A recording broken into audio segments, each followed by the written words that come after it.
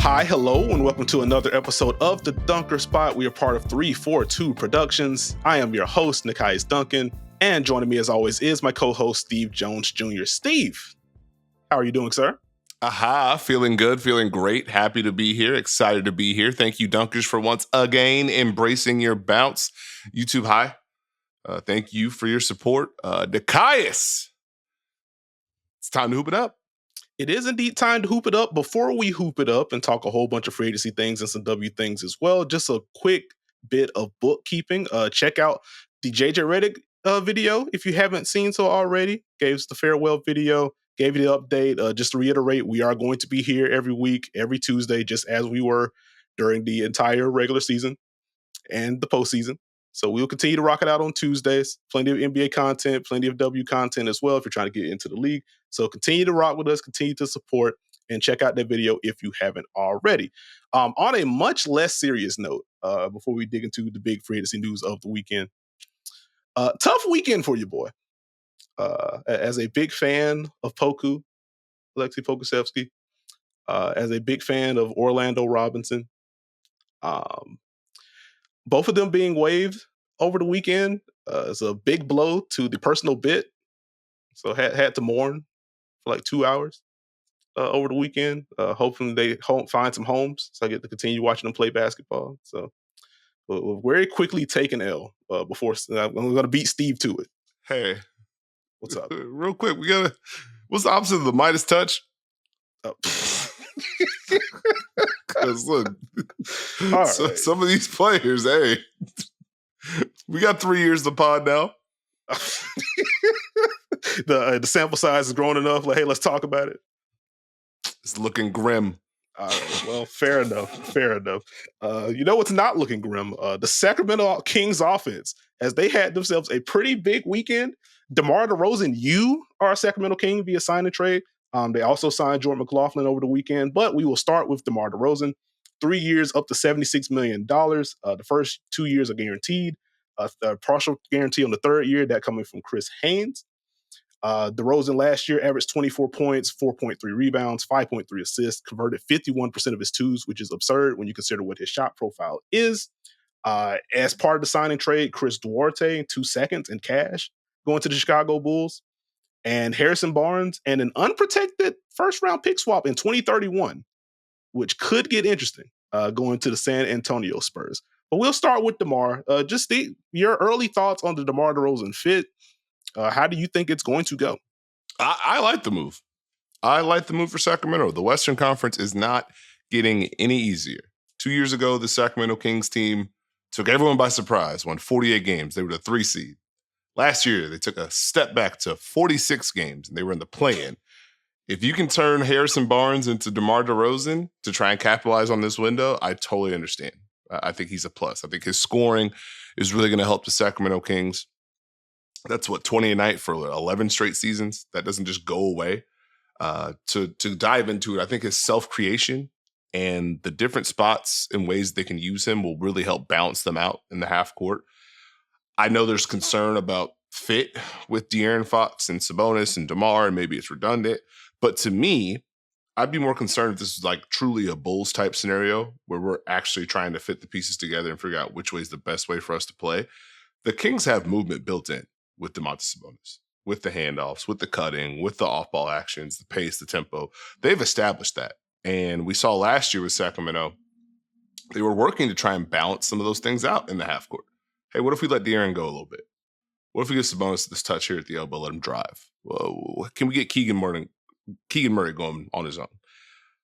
This can help them just outright run those things. But two, when teams are physical, when teams are active, when teams are getting them out of their sets, we have something we can go to. So I think there's potential for it to be a really smooth fit. And like my mind immediately went back to that Bulls run.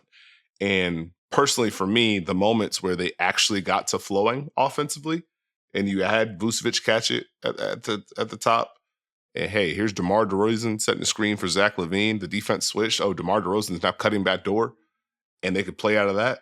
Now, few and far between for the Chicago Bulls during that stretch, but it's a lot more of what the Kings do traditionally on offense. And so I know 3-point shooting is probably a question mark for some folks out there. Totally get it. You can still space the floor. I do think and wonder how much the pace and the tempo in Sacramento helps DeMar and how he fits into that. Do they get to more drive and kick once they get teams in rotation? Does he now also get involved in that? Is he going to be attacking, maybe not a scrambling defense, but someone who just helped and has to try and recover? The thought of going 2-man game with Sabonis and Fox on one side doesn't work. Oh, now it's DeMar DeRozan coming off for a handoff for pick and roll. That doesn't sound fun for a defense. So that's where I think he's just going to upgrade their offense. Because a lot of times when we talked about the Kings last year, hey, is De'Aaron Fox's jumper going? Does Malik Monk have it going? Is Keegan Murray looking to shoot? Is Sabonis being aggressive and finishing? I think having a DeMar could study a lot of that out. And the other big thing, let's talk about the fourth quarter. Let's talk about these close games. So I did a little amateur count, 10 losses last year by 5 points or less. So you take De'Aaron Fox, who was second in fourth quarter scoring, 10th in clutch scoring, and 5th in total clutch points, and you add DeMar DeRozan, who led the league in fourth quarter points, first in clutch points per game, and second in total clutch points. I think that could be helpful, especially when you might be pretty good. You could just run actions with those two together. So I think the offense is a major plus. Okay, this is something that I've warmed up to a little bit more the more that I've thought about it. Because, like, on a very basic level, DeMar DeRozan is a talent upgrade from Harrison Barnes. With all due respect to Harrison Barnes, I also have Barnes Spurs thoughts. We'll get to them after we talk about the Kings. But I do think you just have a general talent upgrade. And as you alluded to earlier, the West just continues to get tough. You just have to have top-end talent. You obviously have to have the depth to complement that. But you're not getting to the dance if you ain't got the top-end talent to compete. And we have seen at different stages of this particular Kings run, like Domantas Sabonis has been an all-NBA player. De'Aaron Fox, we know, can just be one of the most dynamic point guards in basketball. And you talked about the jumper. Did you know that De'Aaron Fox shot 39% on catch-and-shoot threes last year? I did. So, like, it's... You're Steve. Of course you did. But, like... That seems pretty helpful. Like, we talked a lot about De'Aaron Fox's jumper last year. Hey, is he relying on a little bit too much? Is he finding the balance? And that was more so, hey, what's happening inside the arc? What are you doing on these pull-up twos against drop, et cetera? De'Aaron Fox becoming a better catch-and-shoot threat, I think, makes it a little bit easier to slot DeMar DeRozan into this. I think from an overall shot profile diversification standpoint, DeMar DeRozan certainly helps. As De'Aaron Fox, we know he can get downhill whenever he wants to. He's sprinkling in more pull-ups. You're still waiting on a little bit more consistency in the intermediate area. Domantas Sabonis, we know he can put people underneath the basket. But I think through a playoff lens, like, there have been, I think, valid criticism of, okay, how diverse are your scoring chops? What does that look like? Can we just dump it to you, say, get us 4 or 5 positions in a row? With DeMar DeRozan, you can just say, hey, here's the ball, get out the way. I think the two-man game between him and Domantas Sabonis, with how good of a screener he is, some of the rescreens that they try to dunk under against DeMar, like, that feels like a very natural pairing.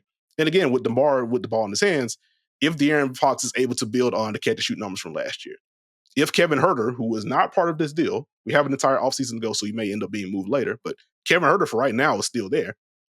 Down year last year, but we know he can shoot. Keegan Murray, we know he can shoot. Like, that's a decent amount of space for DeMar DeRozan to operate with. To add on to, as you mentioned, they already have the movement stuff built in with Sabonis as a handoff hub or a post hub. They can just go high pick and roll De'Aaron Fox. Like, the wave that the Kings can come out with now, to where we can push with De'Aaron off of misses, or even after make sometimes, let's get into some stuff early, De'Aaron can go. We can push early, toss to Domantas, he can go side to side. And now you just have, oh, crap, we did a good job against De'Aaron and or Domantas Sabonis. Now DeMar DeRozan has it on the second side. Now we got to deal with all this. Now we got to deal with a guy that didn't get to the rim as much as he's accustomed to, which I think that is something to monitor as, we get to like year 2 of the contract and stuff like that. And the Kings quietly were 27th in rim rate last year. It is worth keeping an eye on how often does DeMar get all the way downhill? Will it be easier for him to get downhill? If he's playing off his bonus, as you mentioned, do you unlock more of the cutting from him? Does that help him get more shots at the basket? So I like the offensive fit. They have enough perimeter players that can space around him, I feel like. And your fourth quarter point was a really strong one. I think more than the three-point shooting for DeMar, which we don't know how willing he's going to be to take threes. He did take around 3 a game last year. We don't know what the volume's going to look like, and ultimately don't know what the efficiency is going to look like. I would imagine defenses are going to treat DeMar the same way they've been treating him on the perimeter. If he's spaced, we can help off a little bit. If he's running a super high pick and roll, we'll go under, dare him to take pull-up threes. I don't think that shifts. I guess defensively is more of where I have the question mark. There it is. Death, taxes, Nekias, Duncan doubting the Sacramento Kings defense. What you got, big fella? Which they work. I think I would imagine defensively, DeMar is just going to be the defensive four. You take on this bigger guy that may not have the on-ball chops. Do your best. Basically fill the Harrison Barnes role. Like, I did not love Harrison Barnes on defense last year. I'm curious to hear how Kings fans felt about him. But in my watching, I didn't feel great about that. I do think it's still a little bit of a downgrade defensively from Barnes. Harrison is still bigger, etc. But it may not be as dramatic of a drop-off considering the level that Barnes was at last year. Again, in my watching at the very least. But who's the second best rebounder in their projected starting lineup? I feel like it's a lot of onus on DeMontis to be able to clean up. And that's before getting into any of the versatility questions that one may have with Sacramento. As they tried to tap into more of that last year, but they still weren't in elite defense on balance. So I do wonder what the gang rebound is going to look like. And in general, if DeMar is in space against some of these top tier guys, Sacramento leans more into switching. What is that going to look like? How do they help him behind that? Dang, no respect for Keegan Murray and De'Aaron Fox's ability to help rebound? No, I asked you the question. Harrison Barnes averaged 2.2 defensive rebounds per game last year. Just want to point that out. Here's the thing, right? Defense point, it's going to be a loud point. I hear it. I think it's fair. I think it's valid. Here's my counter to everyone. Mm-hmm. Was there truly a move that was going to make you believe in the Kings defense? Unsure. If you're firmly you personally, how much has your belief in the Kings defense changed in the last 2 seasons? I got a little bit more last year.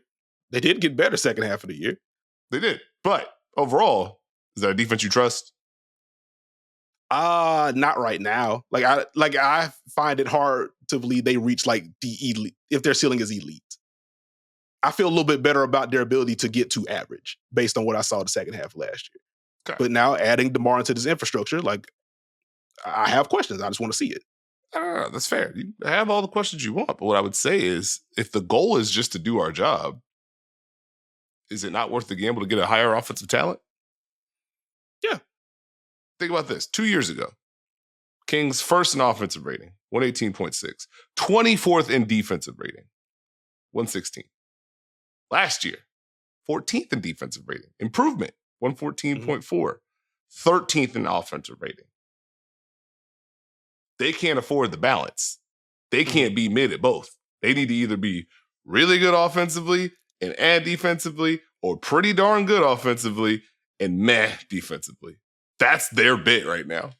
I don't see them taking a leap into the top 10 defensively, but I do think there's a way they can get it done. Post All-Star break, the Kings were 9th in defensive rating, 110.9. In the 303 minutes that Sabonis, Fox, Malik Monk, and Keegan Murray played, they had a 112.8 defensive rating. In the 326 minutes of Domantas Sabonis, De'Aaron Fox, Keegan Murray, Keon Ellis, 105.2 defensive rating. That's pretty darn good. So this is where it gets interesting and tricky. Who do you start if you're Sacramento? Do you go Keon Ellis and say, Keegan, you guys get after him and we'll figure it out? Do you go Kevin Huerter and try and just really go all in offensively? Who knows? Mm-hmm. It's going to put a lot of pressure on the Keon Ellis's and the Keegan Murrays of the world to defend at a very high level. But the gamble for the Kings, for them specifically, is we have to maximize our offense. If our offense is only this, we're only going so far. Mm-hmm. If we can have more talent, get better in the half court, be really, really tough to deal with on that end of the floor, we probably have enough to figure it out defensively. And so for me, it's, can the Kings just become a do-your-job team? The effort is generally there for the Kings. They fly around, they rotate, they work. They need to execute consistently. how much does having a good offense help them there? How much did they learn last year through that? So for me, I understand if the Kings defense is super, super bad and the offense struggles, it's not going to work. We can all admit that. But there is a world where the Kings are very good again offensively, can navigate some of these tougher matchups or half-court battles, and defense is just good enough to look like a different team. Mm-hmm. I feel like that's the bit, as opposed to let's run it back. Running it back is very tempting these days, but running it back can also be very costly because now, hey, we're ready for all of this. You know, in the back of my mind, because a lot of people were reacting with, well, the three-point shooting, the spacing, it's like, do you think defenses were treating Harrison Barnes like a lights-out shooter in the fourth quarter? Or were they okay with his catches? They're fine with us. And to your point, like, the Kings were third in three-point rate last year. Like, if they go from third to, like, sixth, they're still getting them up. And that may be worth we feel better inside the arc, either at the paint or just, again, DeMar DeRozan has been one of the best mid-range scorers of basketball for a very long time.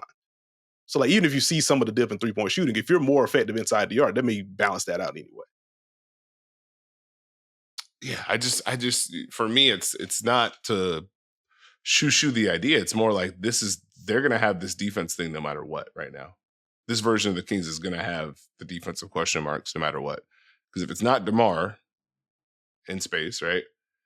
Can they contain? Can they help each other? Can they recover? Can opponents protect the rim? Can they defend and pick and roll? Those aren't going away.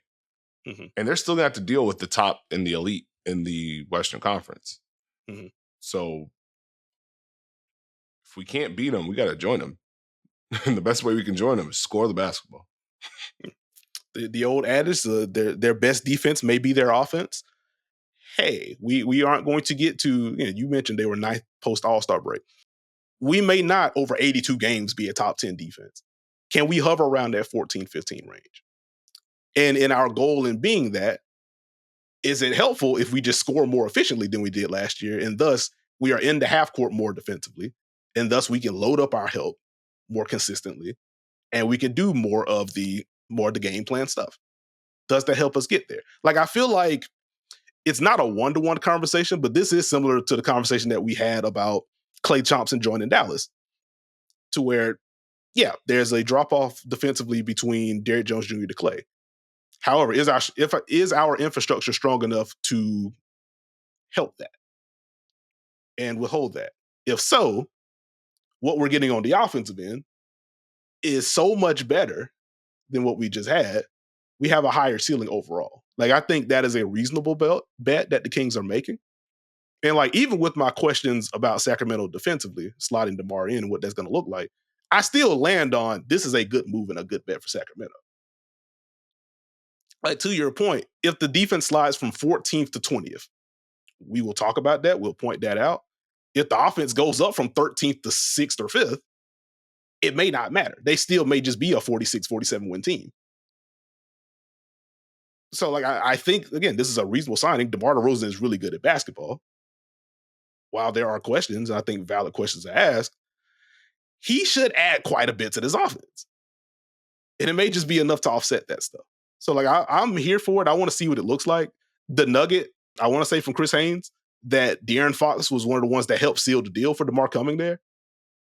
Like, that means something to me. Because if you were going to have any offensive questions about the two, is it going to be my turn, your turn, et cetera? I personally didn't have those. But if you were going to have those questions, like, that nugget should at least alleviate some of those concerns. If De'Aaron is saying, hey, I want this guy in. I'm willing to come off the ball. Like, De'Aaron has had to sacrifice some of the on-ball usage anyway, with Domantas Sabonis being there and letting him handle the ball as much as he does and letting him operate as a hub as much as he does.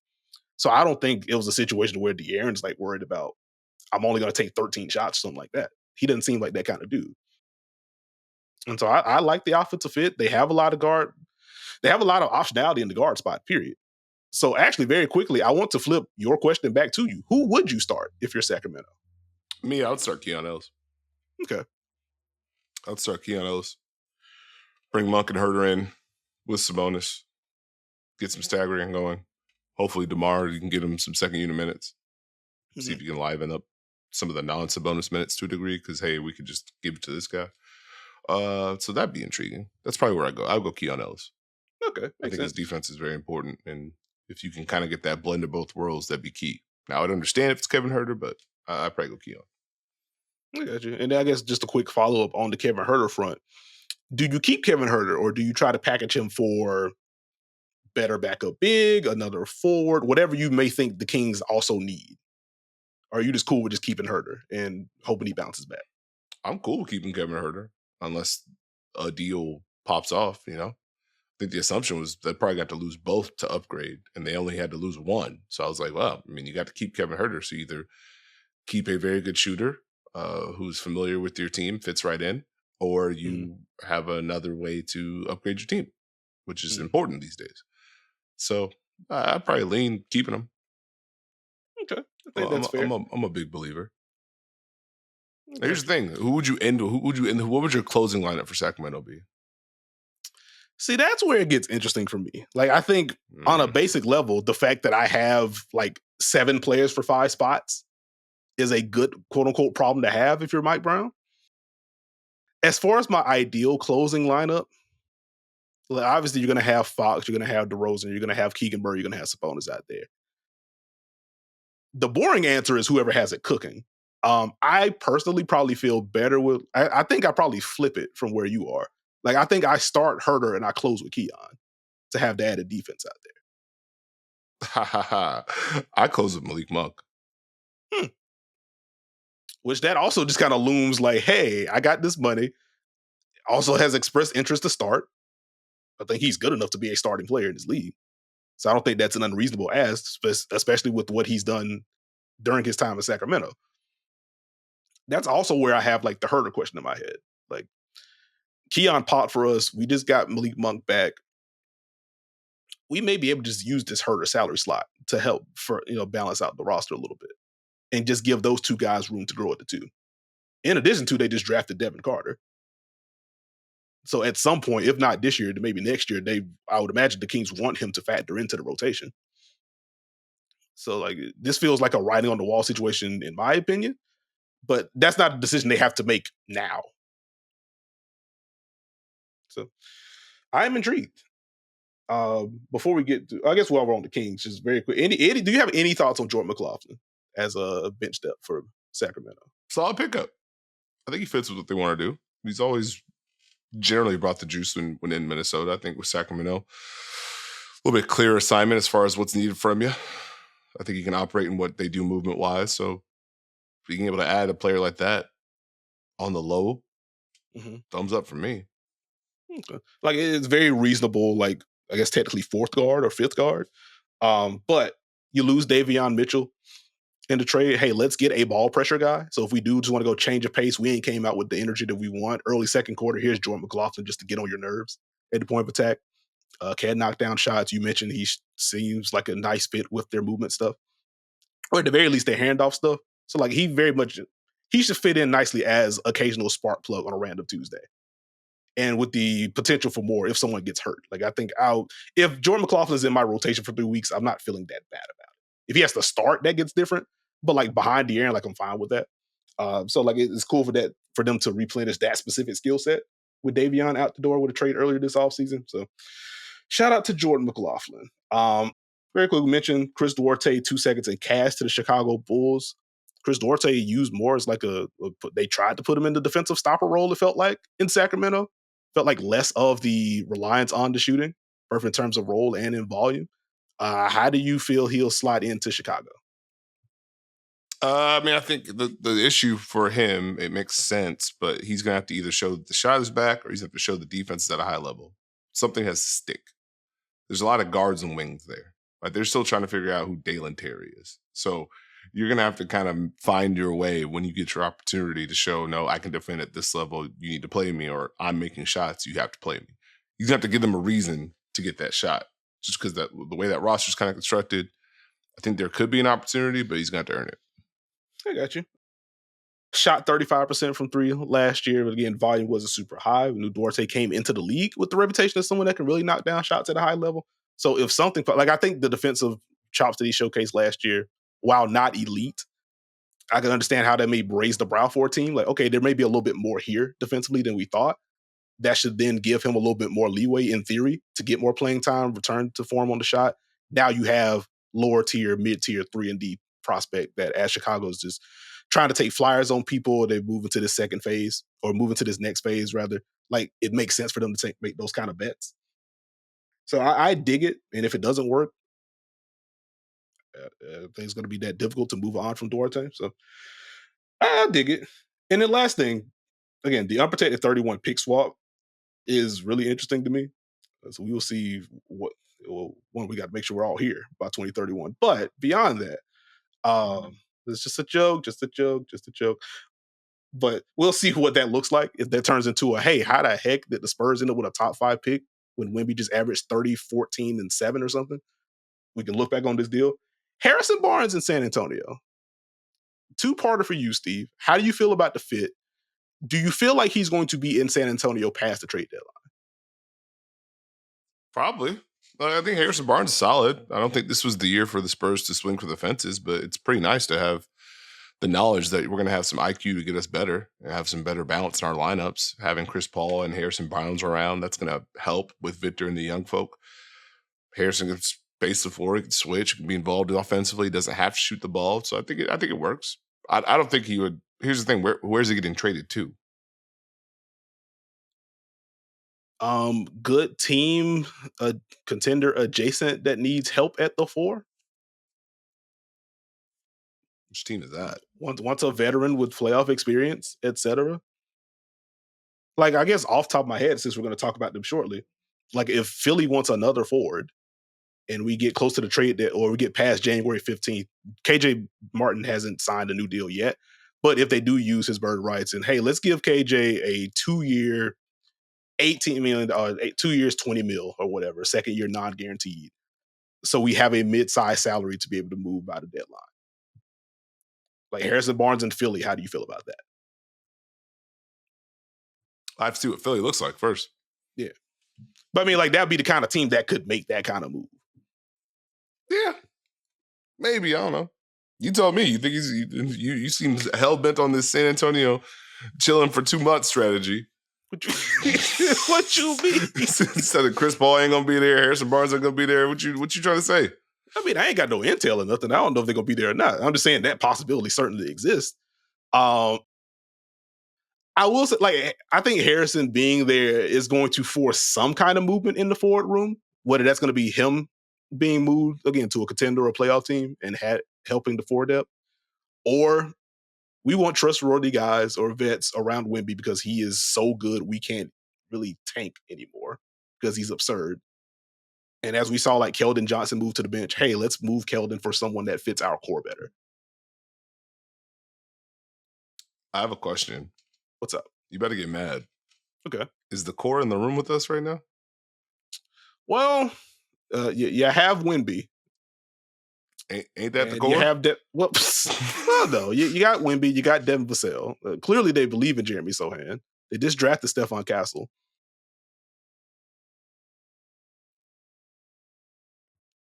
That's like it. they have. It's 4 people. Like, I don't, what you mean? And if you're including Keldon, that's 5. Though he's, I guess, technically a young vet. He's been there for a minute, but like he's still very much young.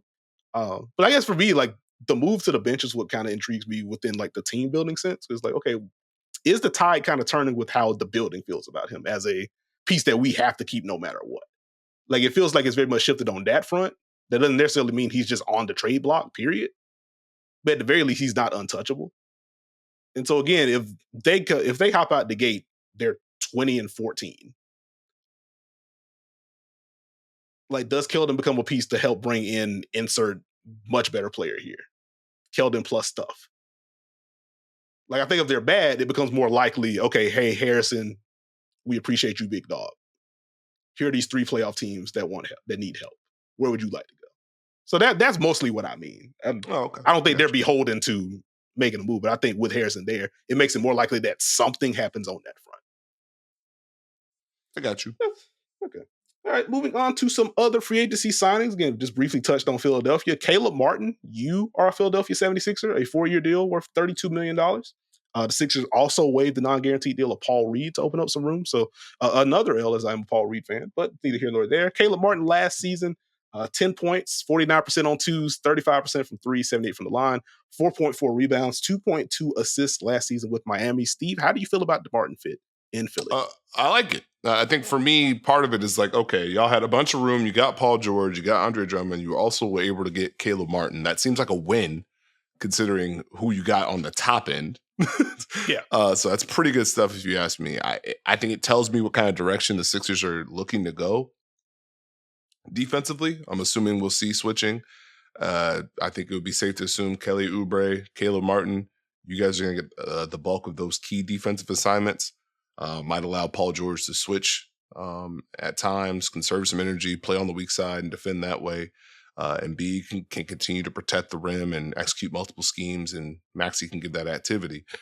So I think the number one thing for me is defensively, hey, we know the activity he brings. We know on ball, off ball that he's going to be locked in when it comes to showing help and pressuring the ball. He can space. He's knocked down big threes. He's showcased that. I am intrigued to see what the consistency of the shot looks like in Philadelphia. One, because, while it's a good move, they are going to need him to produce at a certain level. And when you are playing with Joel Embiid and the double teams that he's going to get, there is a little bit of, hey, you need to make some of these. And you have to make sure you keep taking these. So he can't kind of pass up some of the threes that are going to be available. He has to make sure he's consistently and stays aggressive. I am intrigued to see what that looks like in a bigger role. I think the positive is we've seen Nick Nurse be willing to have movement. So Joel Embiid operating at the elbow, getting some dribble handoffs. Can he now turn the corner? Does he get paint touches? Is he able to drive closeouts?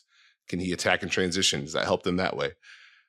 It's not apples to apples, but it's like, hey, we kind of need someone to do the Tobias Harris role without asking Tobias Harris to do the Tobias Harris role. Yeah. So can we get all these pieces to do the Tobias Harris thing? So I think there's a little bit of a fit there, but he is going to have to produce. So I think as long as he delivers defensively, he stays aggressive offensively, I think that'll be a big plus for Philly. But it seems like small ball is going to be the wave. Yeah. I think just to bounce off of that, my early thought with Caleb Martin on the basketball court is how healthy is he going to be? I think part of what nagged him last year and led to some of the inconsistency that we saw was him dealing with, I want to say, Achilles soreness. It was something with the lower body with Caleb Martin. And I think him getting as close to 100% as possible, very duh analysis here, but him getting to as close to 100% as possible is going to be imperative for him to really hit in Philadelphia. Because if he is healthy, everything you said just pops with Caleb Martin at a reasonable price point. He will absolutely help juice their transition attack. Either someone who would just fly 100 miles per hour down the wing and give an outlet for a Tyrese Maxey, or he can grab and go or force a deflection. He can take it himself. And he is not afraid to attack people at the basket. And Philadelphia, especially with Tyrese Maxey on the floor, they play a little bit faster. They push a little bit more with Tyrese at the helm. He needs running mates. Like that was part of what, like I had some questions about the Kelly Oubre signing initially, but like one of the things that I did highlight was like, okay, well, he's at the very least, he's going to run with Tyrese. And that should be helpful. So giving Tyrese another guy there will make some sense there. And to your defense point, I do think assuming that Caleb Martin is just going to be your starter and they just go Tyrese, the three wings, Paul George, Caleb Martin, and Kelly Oubre, and Embiid, like they're absolutely going to switch more. They switched about 26% of pick and rolls the year before last. That was down to 23% this year per second spectrum. That was 17th in the league. I would imagine we get closer to 30% at the very least if this is going to be your starting group. And we'll see what other additions the Sixers make as the offseason goes on, obviously. But it does feel like they're going to trend to kind of pull that number up a little bit. Hopefully that takes a little bit of pressure off of Joel Embiid if they're just switching 2 through 4 or maybe 1 through 4 if they're willing to scram Tyrese out of some stuff. It should take some pressure off of Joel. You may not see him up at the level as often as we saw him last year, which I think for the regular season for Philly, you got to go in conservation mode with Joel Embiid. We know how good you are. Let's make sure you are right by the time the playoffs roll around. That means you're just sitting in the deep drop and we just switch everything else in front of you. So you get to stay back here, inhale shots at the rim, grab some rebounds. I am curious about what the rebound is going to look like for Philly on both ends with Caleb Martin. Because he's very willing to crash in there. So I think in spurts, he can absolutely help on the defensive glass. I don't know if he's a game changer to where Philly goes from making up numbers in this case. They go from like 23rd in defensive rebound rate to like 15th because of Caleb Martin. Like, I don't think he's going to have that kind of impact, but I think he will be able to help and get some contested ones in key moments. And on the offensive glass, he is very good and very willing to just crash from the corner at random and generate extra possessions. And Philly hasn't been a super heavy offensive rebound team in terms of offensive rebound rate anyway. So I think Caleb can absolutely help on that front. But beyond that, the drives are going to be very important. You mentioned a little bit about the handoff usage. He's gotten more comfortable dealing with those with his stint in Miami. I'll come off this handoff and immediately turn the corner. Or if y'all trying to duck under, I can rescreen. I've become more willing to kind of pull against an under. So we'll see where the three-point shooting lands. But he has become more comfortable executing in those actions. And just in general, because we talked a little bit about Paul George and me keeping an eye on the rim pressure with him. Caleb Martin will certainly help on that front. He will attack the basket. He will absolutely attack closeouts. So in theory, if everyone's humming, like Tyrese Maxey's going to get downhill. Caleb Martin can get downhill. Kelly Oubre can get downhill. If Paul George is able to get downhill more on top of that, and we know what kind of pressure Joel Embiid puts on the rim, period, you feel a little bit better about the offensive balance for Philadelphia. And then just quickly to the defense, I already touched on the switching, but in terms of just initial assignments, I'm glad you brought up like Paul George maybe acting as more of a roamer and conserving energy. Because I think in theory, again, if Caleb Martin is healthy, I think you just see Caleb Martin getting like the point guard assignments and just getting those initial point of attack assignments. We saw that a lot in Miami. Like the Heat Hawks matchups are just in my head where Caleb Martin, you are defending Trae Young. You just have fun with that. And so I would imagine he would get those types. Kelly Oubre would get scoring, more of the wing type. And then Paul George, again, can roam around. He's still very good in the passing lanes, and you got Joel Embiid back there. So if Martin's healthy, that's a very reasonable contract, and he should help them tremendously on both ends of the floor. So I like the signing, but again, if he's not healthy, then I can see where this might go south. Which, again, you point to the price point, like, okay, it may not be that difficult to move off of him since it's $432 versus like $450 or something like that. But in terms of the scheme fit and stuff, like it makes a ton of sense to me. We can move on to Detroit. To borrow from you, Steve, they will have shooting this year. They re-signed Simone Fontecchio, who shot 40% from three last year. And they bring in Malik Beasley on a 1-year, $6 million contract.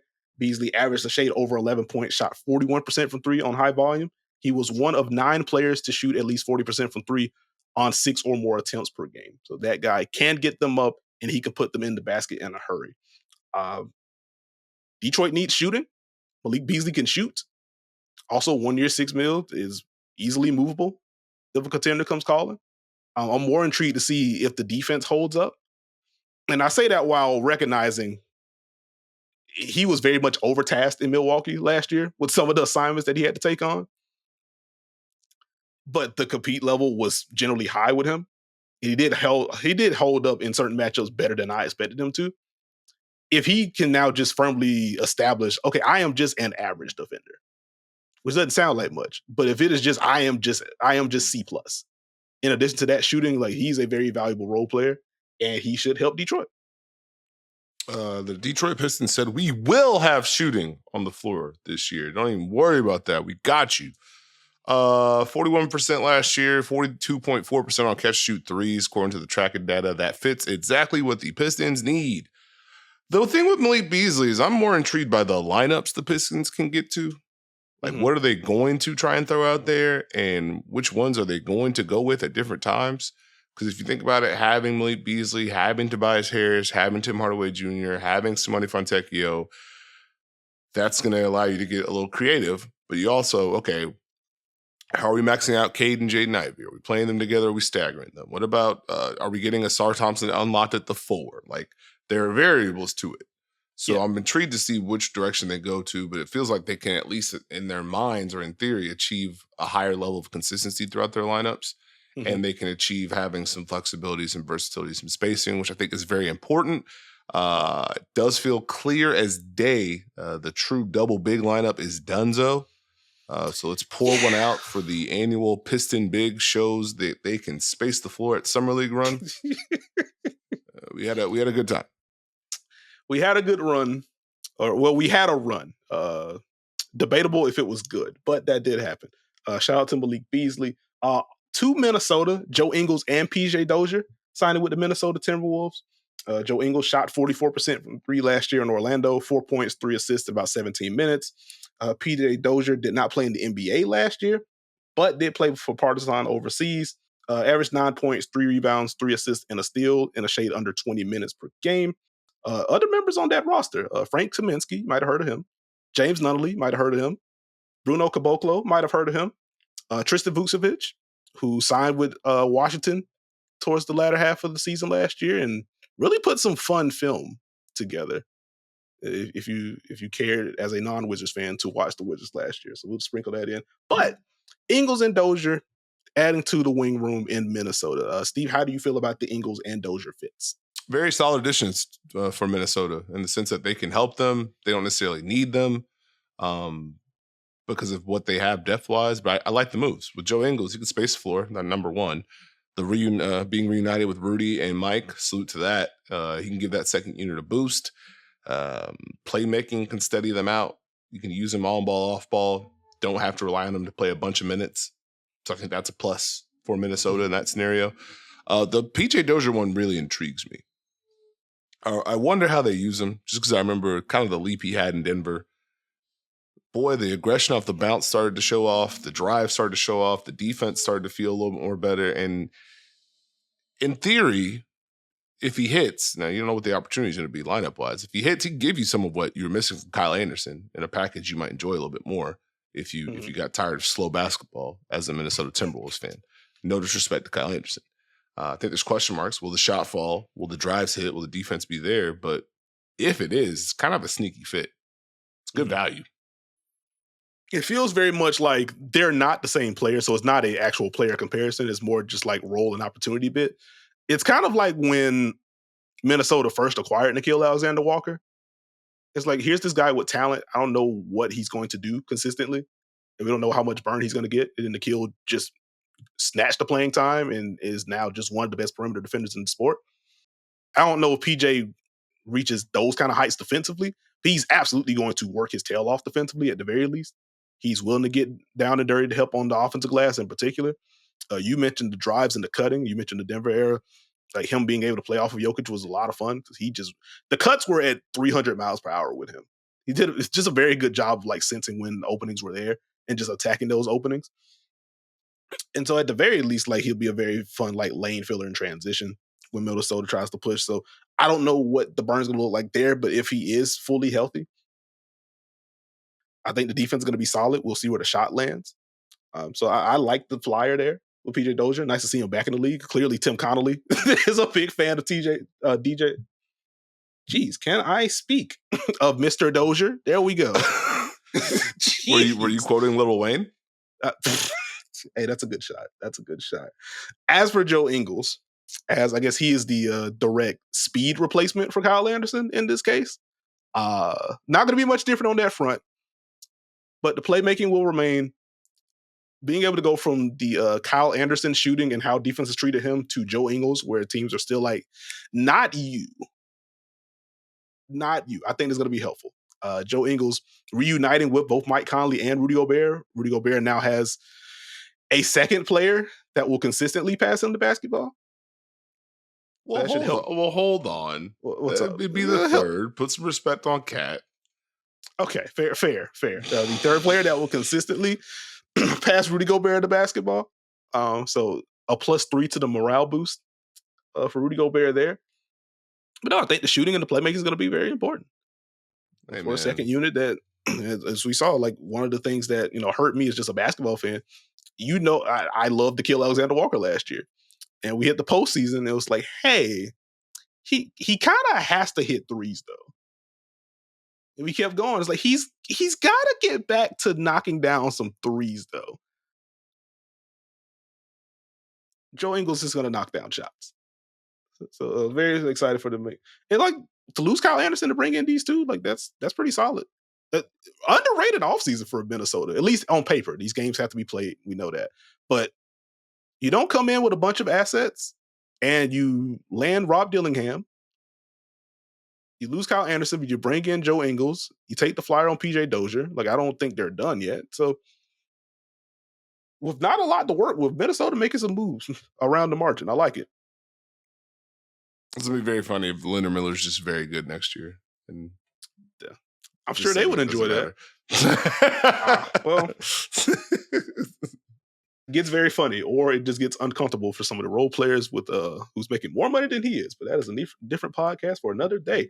To Miami, we'll head out east.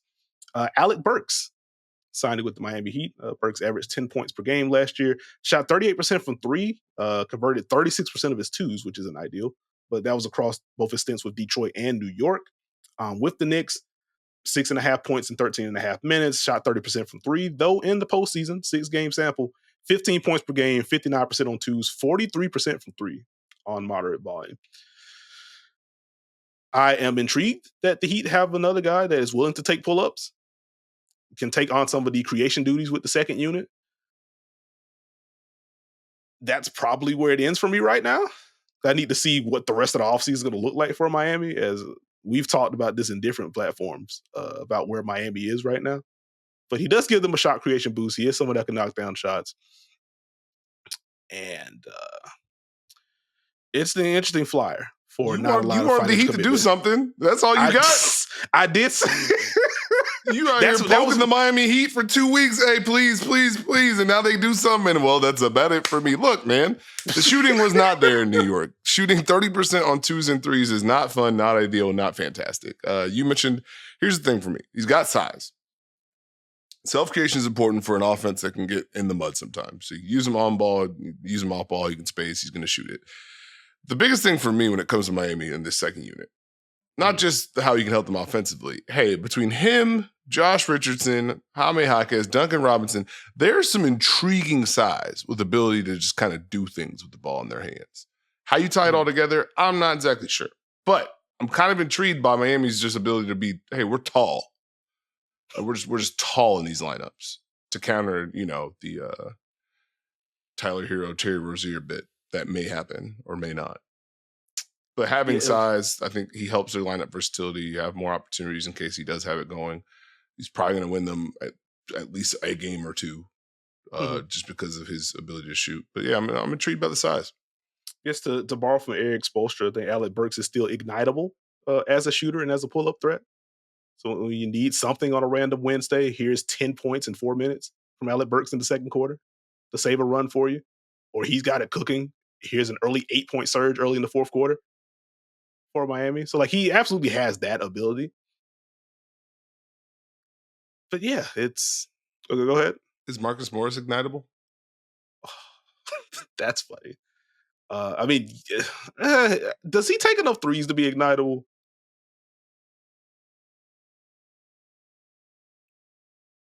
Do we have a podcast title? That's pretty good stuff. But no, I guess in a literal sense, yes. Marcus Morris can absolutely get buckets for you. Okay, it's always just a general. Okay, what else? Also, he was 5 for 6 in the Eastern Conference semifinals against the Boston Celtics.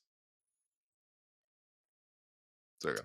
Just want to get that in. Anyways, continue. I respect that. All right, while we're out east, Taurean Prince, you are a Milwaukee Buck or will be. Prince averaged 9 points per game last year, shot 40% from three, converted 52% of his twos with the Lakers last season. I do appreciate this kind of being the midpoint between Malik Beasley and Jay Crowder. Hey, we want a forward with size that can also shoot. Hey, Taurean Prince, can you do that, please? Now, I don't know how I feel about the Prince defense at this stage of the game. He at least has the size to defend both forward spots.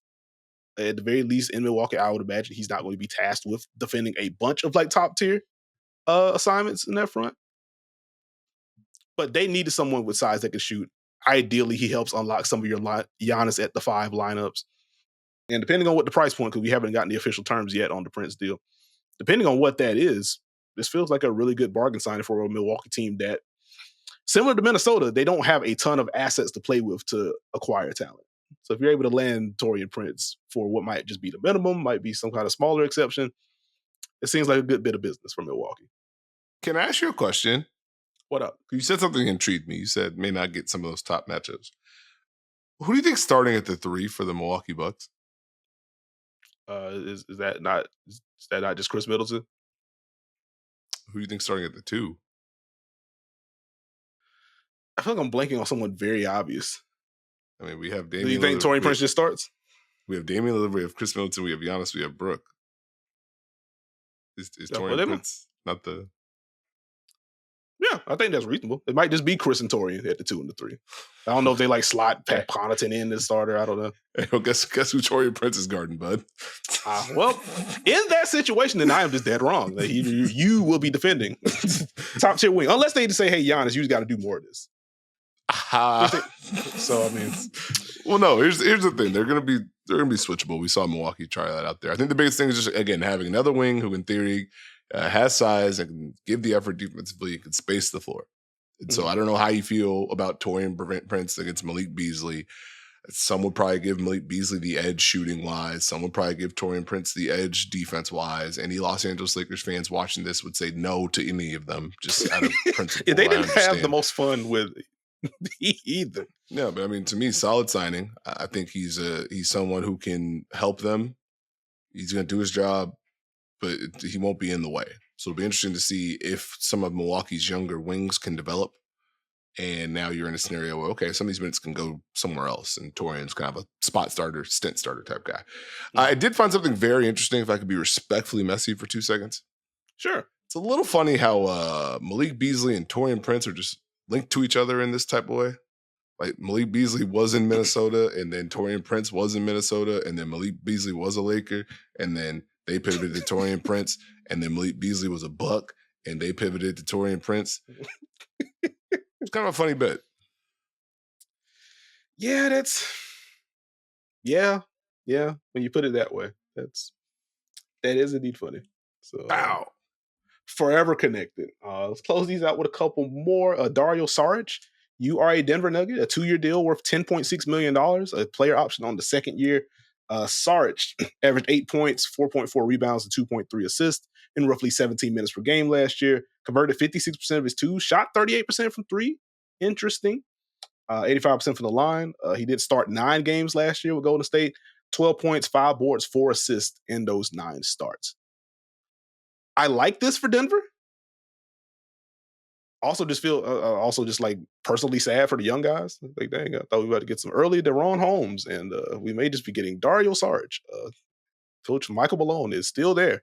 But no, in all seriousness, I do like the fit as someone that can obviously initiate actions above the break and invert things for your offense. Someone that is willing to take above the break threes, not just corner threes, and can knock them down with efficiency. I guess for me, it's just going to be like the scoring pop inside the arc. Like, what is that going to look like? Who can set him up? Who's going to be the one to set him up with the second unit? Is it just going to be Jamal Murray?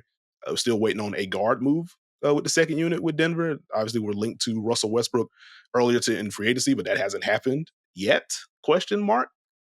So we'll see what happens on that front. But like, he's a steady vet. I guess I'll toss you a quick question before getting your general thoughts. How do you feel about Saric defensively at this stage? I feel fine. I think he can do his job. I think the question ultimately is going to be how much will it hold up in Denver? What is he going to be asked to do defensively in pick and roll? We've seen some times where he was able to mix in switches and it worked. We saw some times in Golden State where it didn't work. And now he's kind of in this drop or high drop, getting back, all that good stuff. I think with Denver, it does have to hit because the maximized version of Saric is someone who can play multiple positions for them. And more importantly, can play the 5 to a degree. Because if you're telling me, hey, he can play the 5, that can help your non-Jokic lineups. You can play through him, hit him at the top, get to your passing cut. That's a big boost. You play him alongside Jokic. That's a whole lot of passing and playmaking out there on the floor. So you can max it out if the shot and the defense holds up. If the defense is limited, then you're in a scenario where, okay, he has to play with this person or that person. Now, they have people to make it work. So, I mean, if Aaron Gordon's also out there, I think you can be okay. But if the defense is only at a certain level and the shot making is not there, it does kind of cap out at a certain level. But it's a good piece for them to have. I think it's important, especially with this season where they're going to be playing more young guys and they're going to have to navigate through that. Having someone with that skill set mentality is a key piece. Okay. I'll toss you a quick free throw. Is there a bench pairing that needs each other more than Dario Saric and Peyton Watson? I mean, I have to pull a roster up. I'm going to go yes. Why Peyton Watson? Because that man can defend his tail off and fly around and block shots. And if you're worried about Dario and like more aggressive coverages, I think it'll be very important to pair those two together. Also, as we are waiting to see where the shooting lands with Peyton, Dario being able to space himself, and also again you get to run offense through him above the break, unlock some of the cutting for Peyton Watson, which he's very good at. It just feels like a very fun like mix and match on both ends of the floor. Do they beat Peyton Pritchard plus any of Boston starters? You know, maybe. Got to think of your toes. Got to think of your toes. You know what? Good stuff. Good stuff. Actually, you know what? Indiana backup big plus TJ McConnell. Well, touche, Mr. Steve. Touche. Come on. Speaking of thinking on your toes, the New Orleans Pelicans looking for center help after losing JV and including Cody Zeller in the signing trade as part of the DeJounte Murray deal. Daniel Theis, you are New Orleans Pelicans. That news trickling in right before we started recording, so thank you for the timeliness there. 6 points, 4 boards, and a block in 17 minutes last year with Daniel Theis. How do you feel about the fit? I like the fit. I mean, he fits into what they do, and technically there's a world where Daniel Theis, you are Cody Zeller, Jeremiah Robinson-Earl, you are Larry Nance, but we won't have to talk about that right now. Okay. But I think in theory, screener, roller, can do some dribble handoff stuff if need be, going to move the ball. Defensively, we've seen the flashes where he can contain, he can switch at times, although that's kind of going backwards a little bit. But he has kind of the versatility that New Orleans wants in a big. And so considering the market and where they're at, it's good they got one. Yeah, they needed to get one. And again, we have an entire offseason to go, so it wouldn't surprise me at all if they make a move for, I guess, a more firm starting piece. But in the short term, I think Daniel Theis can slide in 8 minutes for you. You're not feeling messy?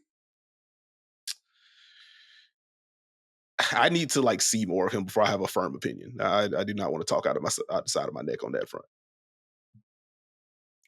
Not getting me, bud. Not getting me. But no, in all seriousness, if I'm glad you brought up the switching point, because that was my initial thought. I wonder how much he maintains their defensive base or how much versatility does he unlock, because we have seen at different stages with the Clippers, with Boston, etc. He has been someone that can be at the level and drop back, be at the level and contain, can just switch out. If we need the blitz, we can. He has quick hands. How much of that does he replicate in New Orleans? As we've talked about on the show, with JV, they didn't mind ramping things up with him. They'd also have him in a drop, but they didn't mind ramping things up with him. What does that look like with Daniel Theis and toe? If it is Theis and Zion together, do you just lean more into switching? Say, you know what, actually, let's just simplify some of this stuff. And what does that mean for their overall defense? I do wonder, as Daniel Theis, really good box out guy, I think he helps your rebounding. If he does start, I do just raise the brow with New Orleans rebounding early on. That's very much going to have to be a gang ordeal with them. As as much as we love Zion, not as good of a rebounder as you would expect him to be with his tools. Does he just refocus his game there and he's averaging 10 plus? That may be the bit. If Brandon Ingram is still there, do you just see a stronger commitment on that end? There are fixes, but again, just thinking about it right now on July 8th, I at least say, okay, what's the scheme versatility defensively now? And how are they ending possessions when they're not forcing turnovers? Would be some of my early questions before seeing it play out. I mean, it's going to have to be gang rebounding. You're not replacing Jonas Valanciunas and everything he does on that end. That's a big boy. That's a big boy. It's a team that had Zion, B.I., CJ, Trey all average 4 or more rebounds. So, I mean, it'll be by committee, I'd assume. But yeah, that's fun. Hey, Nekias, can I break some news for you? Sure. Per Woj, free agent Haywood Highsmith has agreed on a 2-year, $11 million deal to return to the Miami Heat. Okay. Highsmith had significant interest around the league, but stays with the franchise that developed him into an NBA player. 2 years are fully guaranteed and no options on the deal. Okay. Well, I know Miami is breathing a sigh of relief there, because it felt like both Haywood and Caleb, I think, were linked to Philly at different portions of the offseason. And obviously Philly got Caleb Martin. I think considering what the forward room is, or what the perimeter defender room is, losing Caleb and Haywood, wouldn't classify as a disaster, but that would be very tough for Miami to try to deal with for the rest of the offseason, considering where they are in terms of the money underneath the second apron, things like that. So bringing back Haywood, I think that's good work for them. And to Haywood himself, not gonna call, he's not all defense caliber right now, so I don't want to gas it. But in terms of who he's been tasked with guarding since joining Miami, like Miami does not care about tossing him on just about anyone. He is a very versatile defender. We've seen the shooting perk up a little bit with him. And so like they're going to continue to develop him as a 3-and-D piece with a little bit more, they hope, with his hacking closeouts, the occasional post up, going back to his days when he was an undersized power forward in college and stuff. So good on Miami for retaining him. It would have made their offseason a little bit tougher if they weren't able to. So did they breathe a sigh of relief, or did you breathe a sigh of relief, big dog? Yes. Okay, see, I knew it. there we go. And just some quick re-signing news. The Magic and Franz Wagner agreeing to a 5-year deal up to $270 million. Franz averaged 20 points, 5 rebounds, 4 assists, and a steal last year. 57% on twos, which is career high. 28% from three, certainly not ideal. Did you have any qualms about the deal? Obviously, Twitter isn't everything, but it seems a whole lot of how did Franz get this after that postseason run, etc. What are the qualms? Like I'm not gonna have qualms with numbers until things kind of just stabilize overall. Like some of these numbers are gonna be eye popping, and honest to God, we don't know yet. This is the cost of having a cornerstone. If you're the Orlando Magic, your cornerstones are Paolo Banchero and Franz Wagner. You've built the roster around their playmaking, their ability, their versatility. Pay the costs. See what happens later. Keep it going. Seems pretty cut and dry to me. Franz is really good and should continue to get better. If the three-point shooting bounces back, considering what he already does as a driver and a playmaker, you have a really, really, really good wing who's extremely young and can grow alongside Paolo, as you mentioned. So no real qualms for me as we just wait for the rest of the rookie maxes to roll in. So we got Cade earlier, got Franz, got Scotty. What do you mean by the rest? We haven't gotten the max with Evan Mobley yet. We haven't seen anything on Jalen Green yet, which I don't think he would get full max. But either way, just listing names from that draft class. Like those are two prominent names that haven't gotten the deals yet. So again, if we're just picking in terms of likelihood, like I'm sure there'll be something with Evan Mobley, especially since they were able to lock in Donovan Mitchell. I'd imagine that we get some news on Evan Mobley by the time the offseason is over with. But it is interesting that we haven't heard anything on that front yet. I already talked about Simone Fontecchio, though note averaged 15 points in 9 starts with Detroit once he was traded across the entire season, 10.5 points, shot 40% from 3, 4 rebounds in 25 minutes. Shout out to Simone. Also, underrated defender. So you talk about a guy with size that can also shoot and hold his own defensively. That's a very valuable role piece. So good work for Detroit retaining him there. We did get a trade update on the Mikal Bridges front, as that is, I think, official now. The Knicks signing and trading Shake Milton to the Brooklyn Nets. Mamadi Diakite also in that deal. Keita Bates-Diop going to the New York Knicks. I'm not taking any more L's on this podcast. I'm curious to see what Tibbs does with KBD. So want to toss that quick update there. Cody Zeller, already mentioned him being added in a sign and trade as part of the DeJounte Murray trade. So he is in Atlanta, at least for now. The LeBron James deal originally reported at 2 years, $104 million, actually 2 years, $101 million. Player option on the second year, no trade clause, a 15% trade kicker. Lakers underneath the second apron now, so they have a little bit more flexibility to do some things this offseason. The Hornets waiving a whole lot of folks, including Devontae Graham, who was traded to Charlotte to open up some room to facilitate the DeMar DeRozan 3-way deal. But Graham waived Davis Bertans on the free agent market now. Poku talked about at the top of the show. Bryce McGowan's interesting guard prospect. Also a free agent right now. And the Wizards waiving Landry Shamet. So putting another shooter, veteran shooter at that, on the free agent market. So if contenders are looking for shooting help, I would imagine they're going to call Landry. It'd be very funny if he ends back up in Phoenix. We talked about Taurean Prince going to Milwaukee. No Malik Beasley, obviously he's in Detroit. Does Milwaukee come calling with Landry Shamet to add another movement shooting piece there? Intrigued to see what happens with Landry. Any closing free agency thoughts? No. All right, fair enough. We did it. On the W news front, Keeping an eye on Nekias Collier. We haven't gotten an official press release on what the injury is or what the timeline is, but she did miss Saturday's game with a foot injury. Suffered in the last game that she played. But if this is long-term, we'll just quickly note Fee is having an MVP caliber season, averaging 20 points, 10 rebounds, 3.7 assists, 2.2 steals, and 1.5 blocks. Overall, she's sixth in scoring, fourth in rebounds, third in steals, seventh in blocks. She's one of three players in the W that are in the top 10 in all of those categories. A'ja Wilson and Breanna Stewart being the other ones. So get well soon to Fee. As Mystics Lynx, very tightly contested game on Saturday without Nekias Collier. So if you want the very quick snapshot of how valuable she is to what they do on both ends of the floor, watch that one, and particularly watch what the offense looked like without her as a pressure point there. Jordan Canada. So I'll go ahead. What I do? Just sideswipe the Lynx and the Mystics in 15 seconds. No, I didn't keep it going. Keep it going. I'll just say she's one of the best offensive players in the league, and the Lynx missed her. That's all of it. That's it. That's it. Mystics have been completing in the midst of all of their injuries. I meant no disrespect to anyone. My apologies. Jordan Canada just got back, and she is now out again with a broken finger. She is out through the Olympic break. I think Olympic break technically starts July 21st after the All-Star game. Games resume on August 15th. So we'll hopefully get an update sometime between that time. But Canada, in her 4 games with the Dream, 8.8 points, 6 assists, 1.3 steals, converted 60% of her shots inside the arc. The drives were very important. The pull-up twos were fun to watch.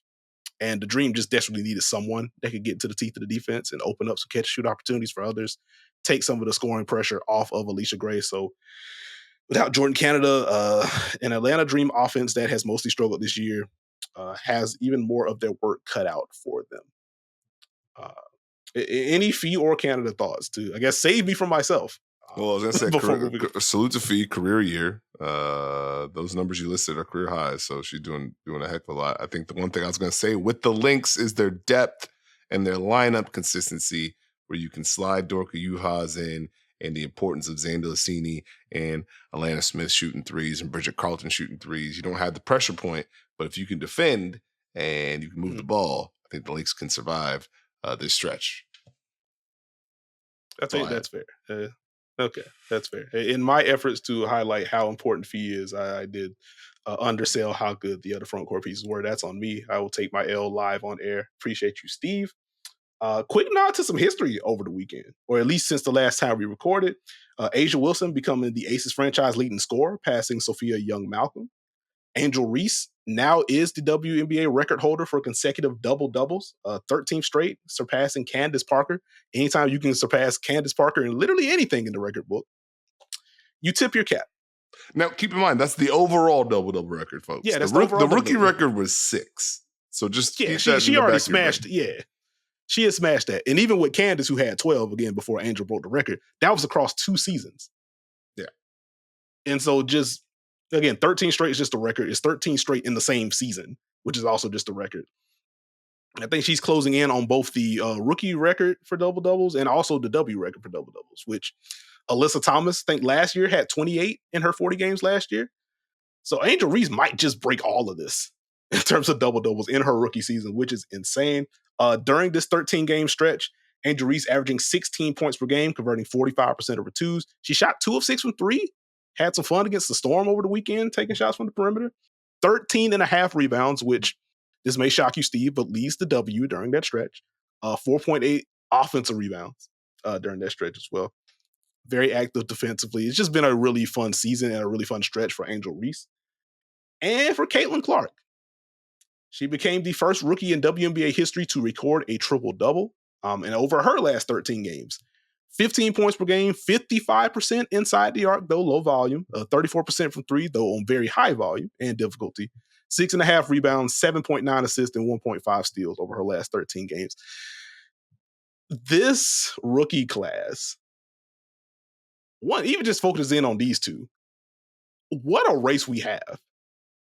If we could just be basketball fans collectively, like I know we just watched the hoop, but if we could just be basketball fans and enjoy this, there's a lot to soak in.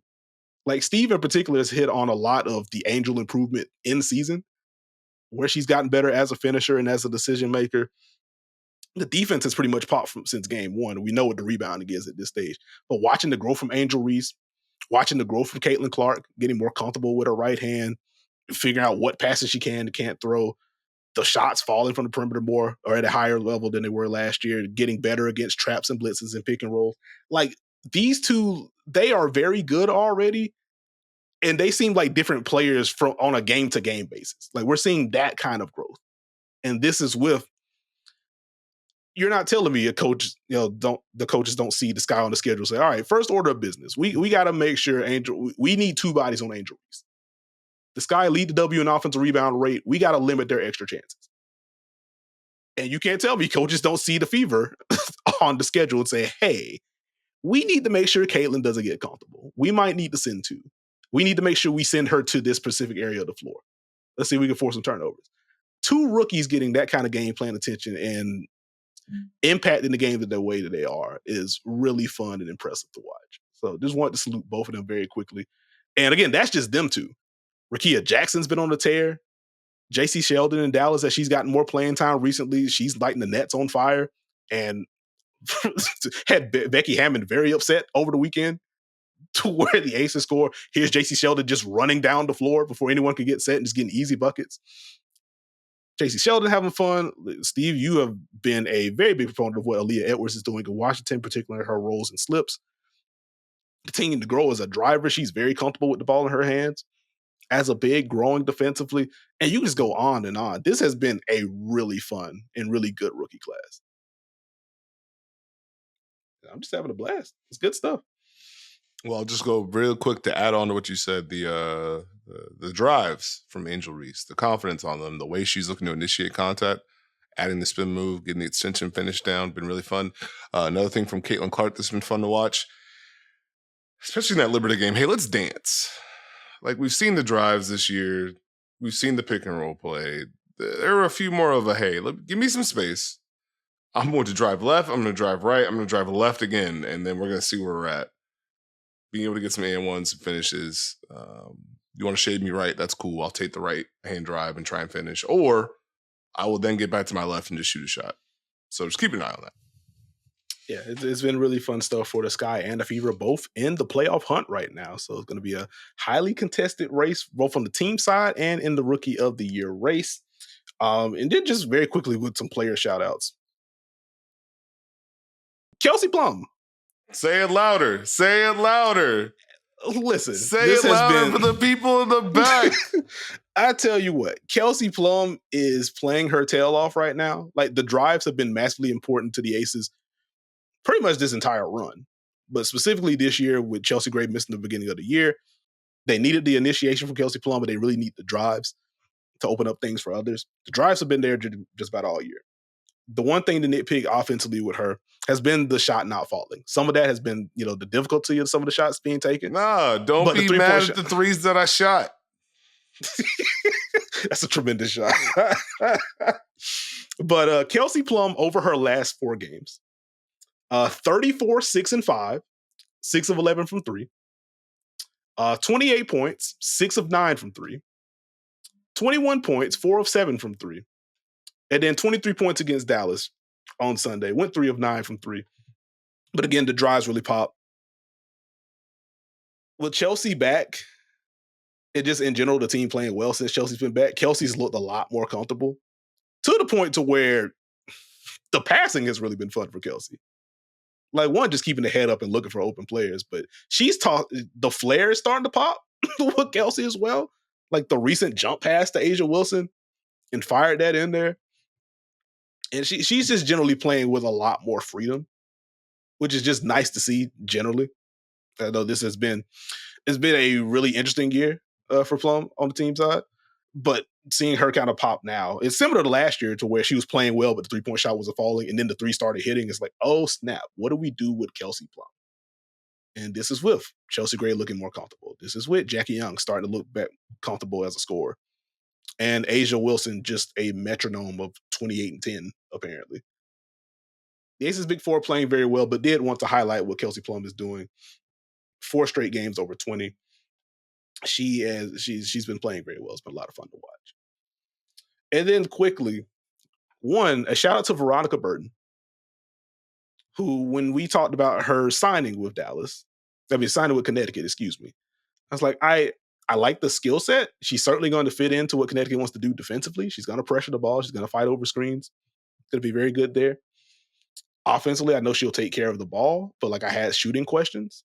Just for me, it just felt like, hey, here's a depth piece in case Mariah Jefferson is out longer than anticipated, etc. Here's another option Connecticut can go to. We just saw Veronica Burton start recently. The defense has indeed popped. The drives are also popping. She's a lot more comfortable operating ball screens than I anticipated. And the Sun are just flat out winning her minutes. Like, she has just done a little bit of everything. Like, the backcourt steals, again, timely drives, timely playmaking. She's letting it fly from deep. Again, not high volume or anything like that. Defenses are still largely saying, if you hit that shot, we'll tip our cap. But she is making teams pay right now. And so I want to highlight Veronica Burton and what she's doing in Connecticut right now. Yeah, man, hold on. Before you go to the next question, let me just go ahead. June 8th, let me see what I said. Burton fits in defensively. I know she'll do her job. Want to see if the drives are there. Could be a good fit despite the shooting. Want to see overall aggression. 2 thumbs up. Friends, this is why you should listen to Steve. You don't listen to me. What you mean? What? What's your question? Okay. Let's see what's going on here. I have an Alyssa Thomas process question, as she has been very good this year. Should be on your all-defense team.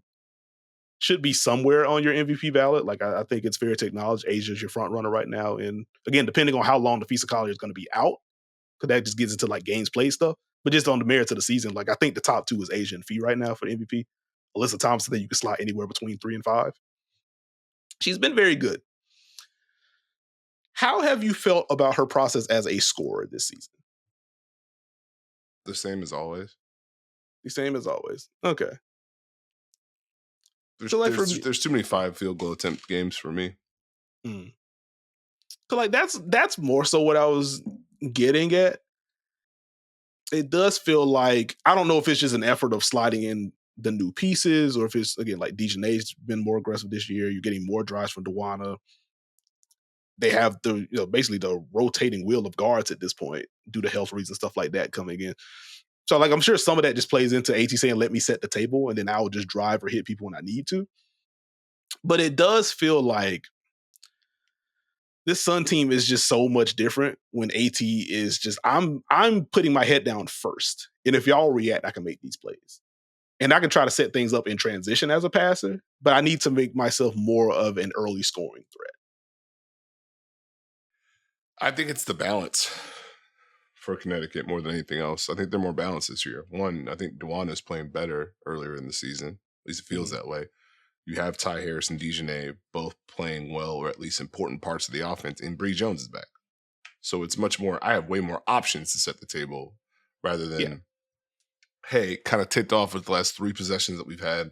I'm actually just going to drive the ball for the next 3 minutes straight. Like, just don't have as much of that. It's more, okay, I think we can get a good shot.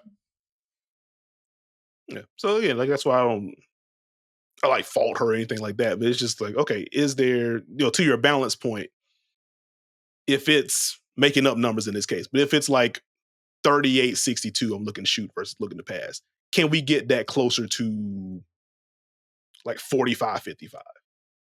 To where she still primarily let me operate as a hub and be more opportunistic, but is there room for a little bit more scoring aggression?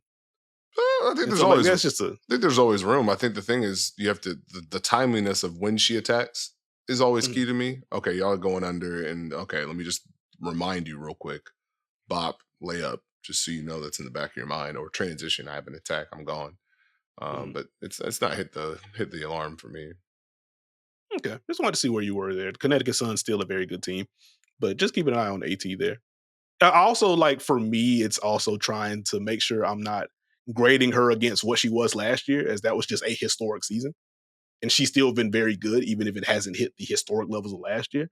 So I don't want to grade her on a curve on that regard. So that's just me as like a evaluator and watcher of Connecticut on that front. But I did want to see where you were with the scoring, because obviously the rebound is still there, the playmaking is there, and she's still insane defensively. So that's what I had on that front. Anything popping for you from the weekend? on the W front. De'Erica Hamby's been very good. Last 5 games, 23 points, I believe 9 rebounds, 4 assists, shooting 53% from the field, 44% from 3. Did you know she's shooting over 40% from 3 this year?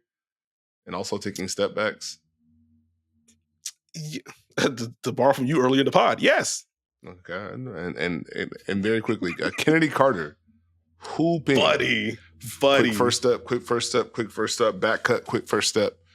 So I'd love to see that. I said these two to prepare you for the messy most improved player debate that is going to come in a few months' time between De'Erica Hamby and Kennedy Carter. If you did not like the Satu Sabli edition, this one's going to be worse. And I will just, I'm just leaving that one alone. Well, we will talk most approved when we have to. But just very quickly to update, Kennedy Carter as a starter, her last 8 games, she is figuratively and literally playing herself out of the 6th Player of the Year award conversation. At this point, she's going to end up starting more than she comes off the bench. But 22 points per game, 3 boards, 3 assists, 1.6 steals. She's shooting 54% from the field as a guard. And we've talked about Chicago's spacing or lack thereof. It's not like she got a whole bunch of wide open driving lanes for her to puncture either.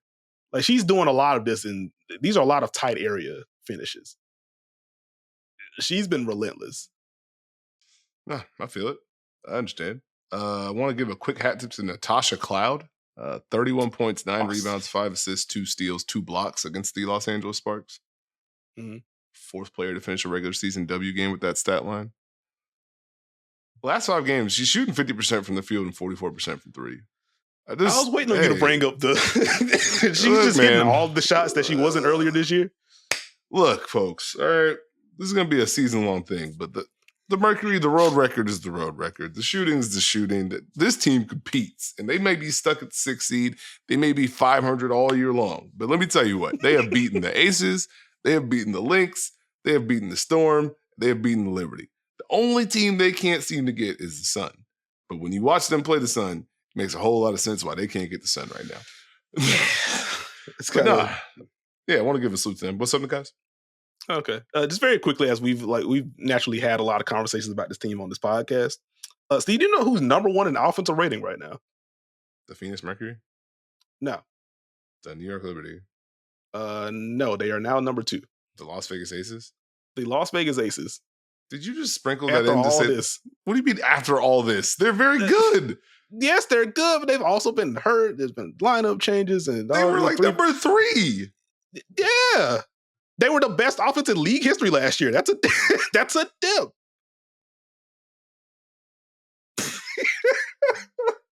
That's one of the most shameless things you've ever done. What you mean?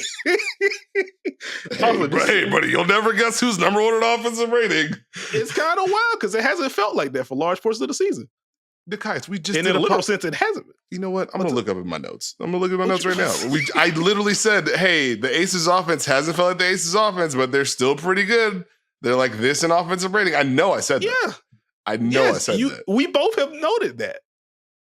So why you had to like this is surprising? It's not surprising. It's funny. You know what's surprising? The Indiana Fever being 8-5 since June 1st. That's good work. That's good work. Are you ready for the Indiana Fever and the Chicago Sky to make the playoffs? Yeah, I can see it.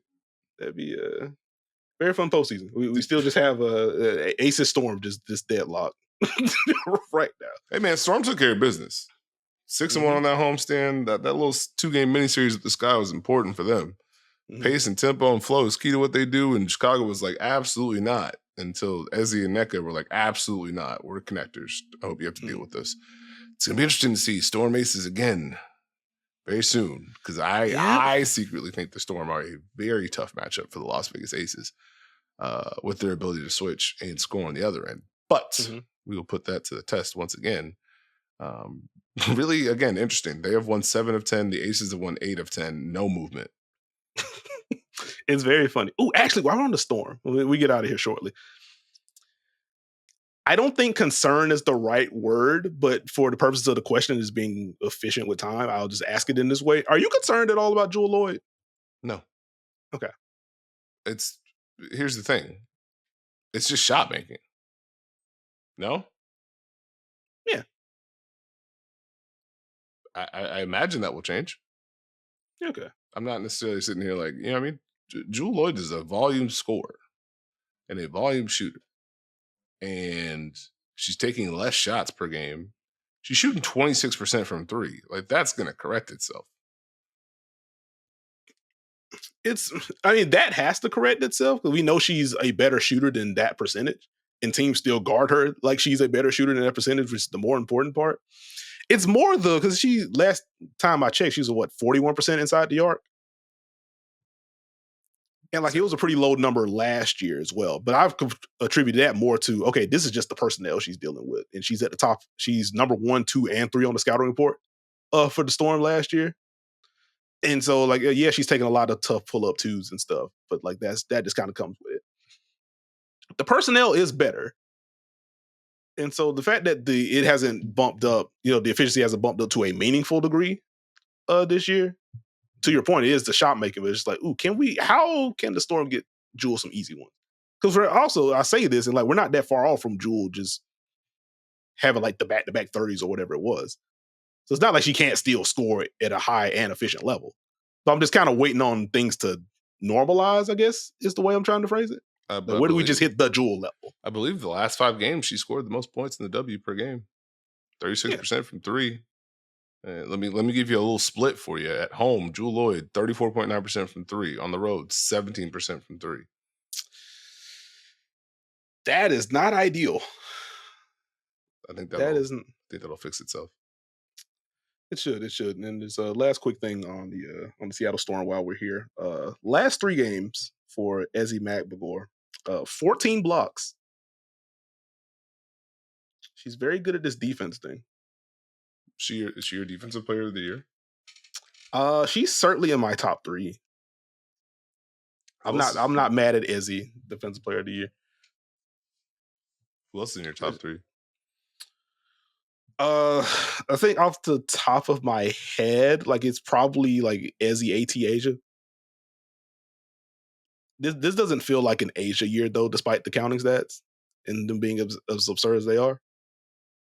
But like those are probably the 3 off the top of my head, or I guess like 4 if you want to expand this. I think you have to have Fee in there. I guess I feel stronger about Fee all defense than I do Fee defensive player of the year, which I just need to do more investigation on that front because like the Lynx have the best defense in the league. Like her and Atlanta Smith have been very good in the front court. Hey, who has the best defensive rating in the WNBA? The Minnesota Lynx. See, he'll be listening to me. They're number 1. Do you know who has the 6th best defensive rating in the WNBA? The Las Vegas Aces. Yeah, no Lynx representative. Minnesota, get him. I see what you're trying to get him. I understand. I ain't gonna mention who's 4th. I know you ain't putting a Liberty member up there. It's cool. Who would be your Liberty member? Stewie's been insane. Would Stu be your rep? Probably. Either Stewie or Benaja. But I'd have to look at some stats. Again, like we're getting closer to the All-Star / Olympic breaks. I do want to do the full-fledged, let's talk through all these awards. I don't know if that's going to be a guest episode or not, but I do want to do that soon. And we are just kind of at the mid. I think every team in the W has played 20 games at this point. Are you sure? Maybe next episode we just do the mid-season check-in. Really rocking with Mark. Is Mark rocking with us? Well, I guess we know who's going to be on the Thursday show, huh? But, all right. With that being said, any closing W thoughts, shout outs, etc. No, with that being said, thank you for listening to another episode of The Dunker Spot. You can listen to us on Apple, Spotify, Beans.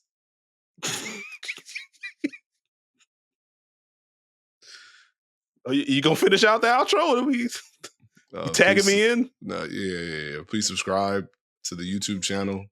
Great content. We there every Tuesday. That's the day after Monday, the day before Wednesday. If you are not yet, tap into the Dunker Spot live watch parties. If you like basketball and life, we be in there talking. But yeah, with that, we what you be saying? Bid you adieu. Adios. Maybe that shit. Bonsoir, mes amis. Huh? Hey, Steve, great show. Great job. Who not like us? What?